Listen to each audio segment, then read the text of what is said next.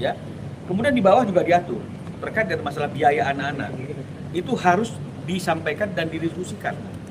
Disampaikan dan didiskusikan oleh kedua belah pihak. Berarti S harus menyampaikan, mendiskusikan, baru kemudian diambil keputusan. Tapi selama ini kan tidak. Yang mengambil keputusan tanpa diskusi selalu S. Dan Ruben harus mengikuti. Jika tidak mengikuti, ya tadi itu banyak isu lah, debt collector lah, ini rumah KPR kami nggak mendapatkan hak ini. Jadi ini yang akhirnya kemudian kami harus menggunakan hak jawab, tapi kemudian kami yang diminta, yang dituduh sebagai orang yang membawa masalah ini karena publik. Jadi hak-hak ini yang kami sampaikan tadi itu harus dijamin, karena ini sudah bukan hanya undang-undang yang menyampaikan bahwa ada hak anak untuk bertemu dengan ayahnya, tapi juga kesepakatan kedua belah pihak dari tanggal bulan Juni tahun 2024 ini sudah nyata sekali. Jadi tidak ada hal lagi yang sebenarnya perlu dibicarakan, perlu dinegosiasikan, hanya perlu dijalankan dengan etikat baik. Ya, jadi ini semuanya sudah kami sampaikan kepada pihak KPAI, dan mereka juga tadi ketika kami sampaikan bukti-bukti yang berkaitan dengan masalah dugaan-dugaan penekanan secara fisikis itu ya ikut kaget gitu. Dan ini ketika sampaikan belum pernah disampaikan ke publik. Jadi sangat kaget, sangat miris gitu. Ada situasi dan kondisi anak-anak itu diperlakukan seperti itu. Ya, saya kira itulah yang menjadi materi kami tadi pada waktu berkonsultasi dengan pihak KPAI. Bang, kan awal untuk dari korban untuk merebut hak asuh anak, benar ya Bang? Ya sudah pasti karena langkah pertama kami dari sekian banyak langkah yang saya sampaikan itu adalah ke KPAI. Ini langkah pertama sebelum kami maju ke langkah-langkah berikutnya, termasuk langkah untuk mengajukan gugatan hak asuh anak. Bang, terkait tanggal 11 Juli kan rencananya mau ada pertemuan ya Bang ya.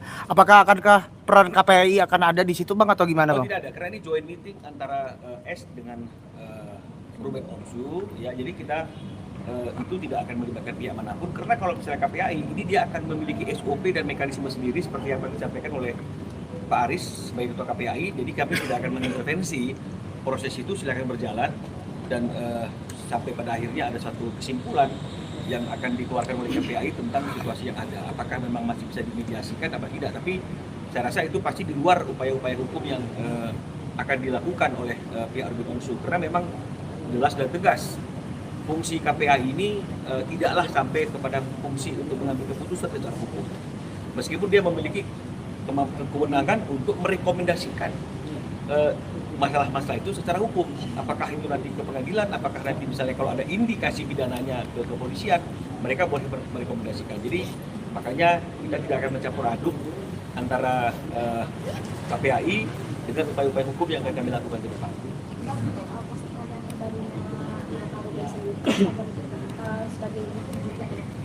Itu juga sebagai bukti bagaimana seperti yang sudah disampaikan, acara itu semua keberadaan mereka di acara balet itu adalah atas dasar biaya Ruben Onsu, ya. Tapi Ruben Onsu tidak diberikan ruang, tempat, waktu yang sesuai dan sepantasnya untuk bisa bertemu dan berkumpul secara akrab dengan anak-anaknya. Tadi juga itu disampaikan kepada ketua KPAI, bagaimana saya yang bayar biayanya, semua ada di situ, saya yang bayar, tapi saya tempat duduknya aja dipisahkan. Saya duduknya di sini, anak-anak duduknya di sana dengan orang lain gitu misalnya, ya teman pria ibunya kan begitu ya, kan lucu nih. Padahal semua dari situ karena biaya Ruben. Terlepas dari biaya, jangan nanti dianggap kita biaya-biaya terus, tapi kan ayah kandungnya adalah Ruben. Tapi tempat duduknya jadi dipisahkan, dan dia juga tidak mendapatkan akses untuk bisa bertemu dengan leluasa ke anak-anaknya itu. Bahkan ketika break ketemu sama anak-anaknya, seperti yang tadi dilihat di postingannya Ruben, dia bercanda dengan anaknya, diberikan semangat, tapi dia sebagai ayah kandung, ya patut diduga diminta oleh ibu kandungnya, diawasi oleh teman pria ibu kandungnya. Jadi kan terlihat dengan jelas bahwa pria teman ibu mengawasi itu, seperti orang seperti dialah yang punya anak gitu ya. Jadi bagaimana artinya itu ada kondisi yang seperti itu yang dilakukan oleh seorang ibu. Kalau memang dia sayang sama anaknya, dia juga harus tahu bahwa anak-anak ini juga perlu kasih sayang seorang ayah. Jangan juga menjatuhkan dan menjelekkan ayahnya, karena bagaimanapun seorang anak pasti akan selalu bangga kepada ayah dan orang tuanya, terutama anak perempuan akan selalu bangga dengan ayahnya. Dan kalau kita lihat sampai akhir postingan itu, video itu, di saat terakhir nanti itu ada kondisi ketika masih dipeluk ya, digendong sama si Ruben, tangan anaknya ditarik sama S, ya, ditarik gitu misalnya. Dan Ruben nggak mau ada keributan, dia turunkan. Nah, inilah yang selalu saya sampaikan itu, janganlah artinya teman-teman yang artinya berpihak kepada sebelah itu mengatakan, oh kan gampang, ini banyak cerita, Ruben datang aja ke sekolahnya. Apakah dia tidak tahu? Apakah dia berpikir kalau Ruben datang terus dengan gampang dia bisa mengambil anak itu dan kemudian bisa berkomunikasi dan berinteraksi? Karena anak-anak juga dijaga oleh babysitternya, oleh pengasuhnya, oleh drivernya. Jadi kalau misalnya kemudian Ruben datang dan kemudian mengambil anak itu, maka akan terjadi adegan tarik-tarikan. Ini akan memberikan tekanan psikis yang nggak bagus bagi anaknya. Makanya Ruben tidak pernah mengambil langkah itu, termasuk untuk datang ke rumah. Jadi yang diutamakan oleh Ruben adalah cara yang elegan.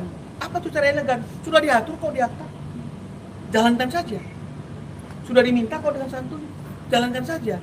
Dan harusnya kalau memang ada etikat baik, ada niat baik, anak-anak itu nggak boleh mengatur.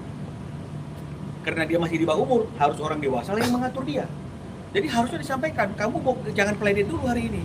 Karena minggu ini kamu harus bertemu dengan ayah kamu playdate main sama ayah kamu. Tapi kan ini tidak, selalu dikatakan, oh, anaknya nggak mau, anaknya playdate.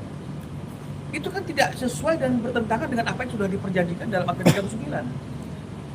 Ya, jadi kalau misalnya kemudian ada hal-hal lain misalnya, begini nanti kami akan buka-bukaan, ya saya harus sampaikan, saya bosan dengan kata-kata nanti akan kami buka-bukaan. Karena itu sudah selesai. Kalau mengenai masalah pribadi S dengan Ruben Onsu, buka-bukaan, ini harusnya wadahnya itu adalah pada waktu perceraian. Ayo buka-bukaan, ayo rekonvensi, gugatannya Ruben, ayo saling mencari kebenaran. Apa yang menjadi penyebab perceraian? Siapa yang salah, siapa yang benar? Itu oke. Tapi ini sudah selesai semuanya. Kita tidak lagi bicara kejelekan S. Kita tidak lagi bicara kejelekan dan kekurangan Ruben Onsu. Yang kita bicarakan adalah bagaimana anak-anak ini mendapatkan waktu untuk berkumpul bersama dengan ayahnya sesuai dengan undang-undang dan sesuai dengan apa yang disepakati. Jadi jangan dilebarkan ke sana kemari. Saya akan buka nanti. Saya akan buka ini. Ini orang ayah ingin mendapatkan hak untuk bertemu anaknya. Kalau bicara mengenai masalah hal-hal yang ingin mempermalukan ayahnya, di mana akal sehat dan logika kita? Jadi inilah yang mau kami sampaikan dan mudah-mudahan langkah awal ini akan menjadi langkah yang membawa hal yang terbaik bagi anak-anak dan juga tentunya bagi Ruben Onsu dan semua pihak. Saya kira seperti itu. Oke, thank you Bang. Thank you Bang. Halina palanya dong. Minggu ini kalau tidak ada halangan kita akan daftarkan. Bang, untuk menegaskan kembali, berarti kan Ya tidak bisa persisnya kan, artinya kalau selesai hari ini kalau tidak bisa persisnya. tadi kan perjanjian di dalam perjanjian yang pasca bercerai itu kan abang bilang tadi sebenarnya ini terjadi setelah Juni 2024 baru aksesnya dari korban itu susah. Nah sebelumnya itu sebenarnya gimana bang?